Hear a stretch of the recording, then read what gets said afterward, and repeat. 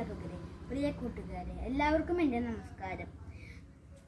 ഇന്ന് നവംബർ 1 കേരള പിറവി ദിനം. എല്ലാവർക്കും എൻ്റെ കേരള പിറവി ദിനാശംസകൾ.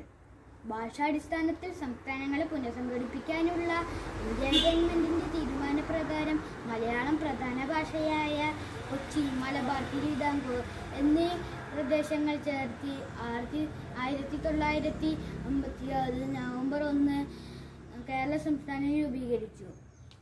ഇതാണ് നവംബർ 1 കേരള പിറവി ദിനമായി നാം ആഘോഷിക്കുന്നത്. ദൈവത്തിൻ്റെ സ്വന്തം നാട്, സുഗന്ധവ്യഞ്ജനങ്ങളുടെ നാട്, കേരവൃക്ഷങ്ങളുടെ നാട്, വള്ളംകളി മഹോത്സവത്തിൻ്റെ നാട്, കഥകളിക്കും കളരിപ്പയറ്റിനും പേരുകേട്ട നാട്, മതസൗഹാർദ്ദത്തിൻ്റെ നാട്, 100% സാക്ഷരത വഹിച്ച ആദ്യ സംസ്ഥാനം എന്നീ നിലകളിൽ നമ്മുടെ കൊച്ചു കേരളം പ്രശസ്തമാണ്. കേരളം അറബിക്കടലിൻ്റെ ദാനമാണെന്നാണ് വിശ്വസിക്കപ്പെടുന്നത്. പുരാണങ്ങളിൽ പരശുരാമ മഴയെറിഞ്ഞ് വീണ്ടെടുത്ത ഭൂമിയാണ് കേരളം എന്നാണ് ഐതിഹ്യം. എന്തായാലും കിഴക്ക് സഹ്യപർവ്വതവും പടിഞ്ഞാറ് അറബിക്കടലും അതിർത്തികളായ കേരളം സഞ്ചാരികളുടെ പറുദീസയാണ്. 2018ലും 2019ലും കേരളം നിപ്പ വൈറസിനെയും പ്രളയത്തെയും അതിജീവിച്ച രീതി ലോക പ്രശസ്തി നേടിയെടുത്തതാണ്.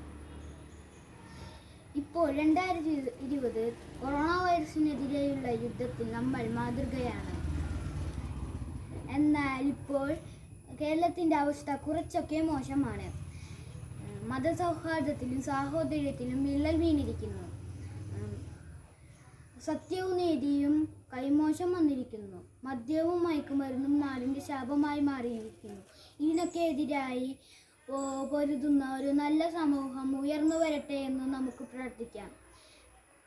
ഈ പ്രത്യാശയോടെ മഹാകവി വള്ളത്തോളിൻ്റെ വരികൾ നമുക്ക് ഉറക്കെ പാടാം. ഭാരതമെന്ന് പേര് കേട്ടാലോ അഭിമാനപൂരിതമാകണം അന്തരംഗം, കേരളം എന്ന് പേര് കേട്ടാലോ ഇലക്കണം ചോര നമുക്ക് ഞരമ്പുകളിൽ. ജയ് ഹിന്ദ്.